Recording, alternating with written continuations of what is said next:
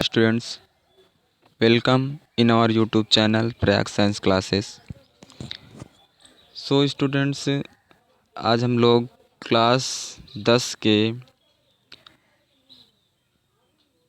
Science में से जो आपका बायोलॉजी का पार्ट है यानी कि जैव पराक्रम में से कुछ ऑप्शनल क्वेश्चन के बारे में डिस्कस करेंगे, जो कि आपके एग्ज़ाम पॉइंट से बहुत ही इम्पॉर्टेंट हैं।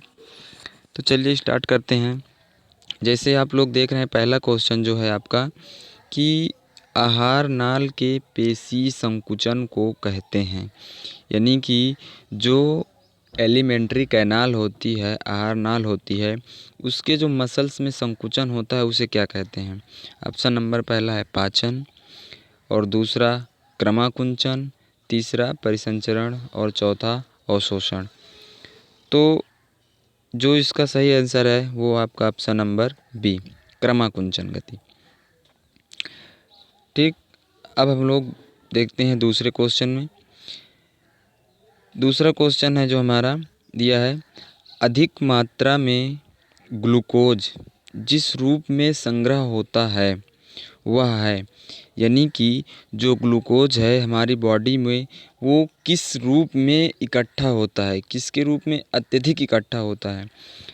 तो इसमें जो पहला को ऑप्शन है ग्लाइकोजन, दूसरा प्रोटीन, तीसरा वसा और चौथा है इनमें से कोई नहीं, यानी नन ऑफ दीज।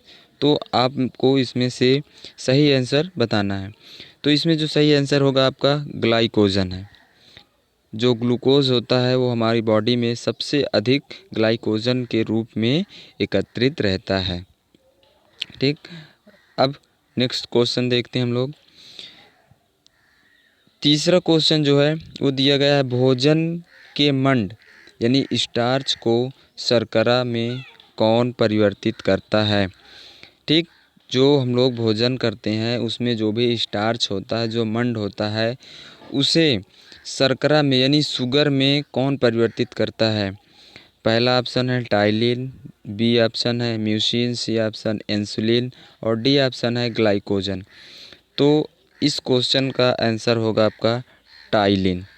ठीक है, ये टाइलिन लिखा हुआ है, टाइलिन।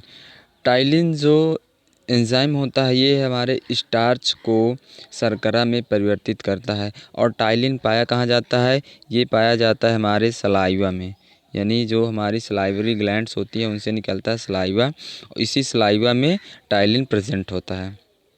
ठीक, अब अगला क्वेश्चन है, चौथा क्वेश्चन है, जठर रस में निम्नलिखित में से एक नहीं पाया जाता है, यानी कि जो हमारा गैस्ट्रिक जूस होता है, जो हमारा गैस्ट्रिक जूस होता है, जठर रस होता है, उसमें इन ऑप्शन में से एक नहीं पाया जाता जो दिया गया है। जो देखिए, पहला पेप्सिन, फिर दूसरा रेनिन और तीसरा ट्रिप्सिन, और जो आपका चौथा है वो है जठर लाइपेज। तो आपको इनमें से बताना है कौन सा नहीं पाया जाता है। देखिए, जो हमारा गैस्ट्रिक जूस होता है उसमें पेप्सिन भी प्रेजेंट होता है, रेनिन भी प्रेजेंट होता है, और इसमें जठर लाइपेज भी प्रेजेंट होता है, यानी कि जो ट्रिप्सिन है ये हमारा नहीं प्रेजेंट होता। तो इसका सही आंसर होगा आपका ट्रिप्सिन, यानी कि ट्रिप्सिन नहीं प्रेजेंट होता है हमारे जठर रस में, गैस्ट्रिक जूस में। और जठर रस जो होता है, देखिए आपको मैंने ये पढ़ा चुका है, जठर रस कहाँ से रिलीज होता है, जठर ग्रंथियाँ से। जो गैस्ट्रिक ग्लैंड्स होती हैं, गैस्ट्रिक ग्लैंड्स कहाँ पाई जाती हैं, ये हमारे आमाशय यानी कि स्टोमक में पाई जाती हैं। ठीक, अगला क्वेश्चन है इसमें, पांचवा क्वेश्चन जो हमारा है, किस श्वसन में सर्वाधिक ऊर्जा मिलती है। पांचवा क्वेश्चन है, किस श्वसन में सर्वाधिक ऊर्जा मिलती है। ठीक, पहला है किण्वन से यानी फर्मेंटेशन, अनाक्षी श्वसन। ठीक, अनाक्षी श्वसन, देखिए अनाक्षी श्वसन है। फिर चौथा ऑप्शन जो है आपका आक्षी श्वसन, और तीसरा है आपका आक्षी श्वसन, चौथा है इनमें से सभी, इन सभी से। तो देखिए, जो फर्मेंटेशन होता है इसमें से भी हमें एनर्जी मिलती है। ठीक। अनाक्सी श्वसन से भी एनर्जी हमें मिलती है, आक्सी श्वसन से भी एनर्जी हमें मिलती है। बट क्वेश्चन में पूछ रहा है कि किस श्वसन से सर्वाधिक ऊर्जा, यानी कि सबसे अधिक ऊर्जा किस में से मिलती है। तो हमारा इसमें से ऑप्शन सही होगा आक्सी श्वसन। मैंने आपको श्वसन यानी रिस्पायरेशन जब पढ़ाया है तो ये सारी चीज़ें वहाँ पे डिस्कशन किया है। ठीक है। फर्मेंटेशन से कितनी एनर्जी रिलीज होती है, अनाक्सी श्वसन यानी कि अवायवीय श्वसन भी इसे बोलते हैं, अवायवीय श्वसन, ये आपका है अवायवीय श्वसन। और आक्सी श्वसन क्या है, वायवीय श्वसन। ठीक। तो इसका आंसर जो होगा पाँचवें का सी होगा। ठीक। अब हम लोग देखेंगे कि छठा क्वेश्चन जो है इसमें एमाइलेज एंजाइम क्रिया करता है। एमाइलेज जो एंजाइम होता है वो किस पर क्रिया करता है, यानी कि प्रोटीन्स पर, कार्बोहाइड्रेट्स पर, कार्बोहाइड्रेट्स पर, वसा पर और लवणों पर।